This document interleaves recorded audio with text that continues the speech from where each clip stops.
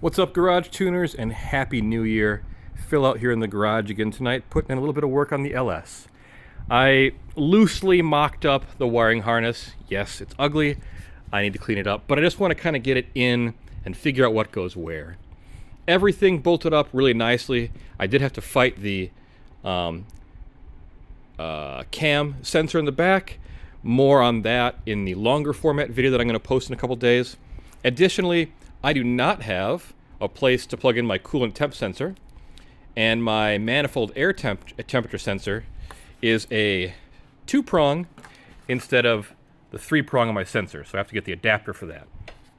For the coolant, I am debating trying to figure out what thread pitch the petcock valve is down there and plugging it in down there. It should reach-ish. Yeah, that should reach. So I got to figure that out. I have not plugged in the coil pack on the driver's side yet, just because I'm still working in this area. Specifically, I am working on the, here we go. I want to try and go with some 90s here to see if this fits better, and I can run it under the engine mount to give me more clearance from the headers. Additionally, let me go underneath here a second. I've kind of mocked up the starter and got it in place roughly. Wired up the crank angle sensor, which is up there. You can't get to it. Thank you for that tip. JC, I can't remember your name, I'm sorry, but thank you very much for the tip. And then put the wideband O2 sensor plug here where it kind of belongs. Now, the one challenge that I've got the wiring harness, and it might be easier from down here actually, is it needs to be grounded on the back of each cylinder head. And there are a couple of bolt holes back here into which it can be grounded, but I cannot get to it from the top. This one I can reach from this side. No, not this one.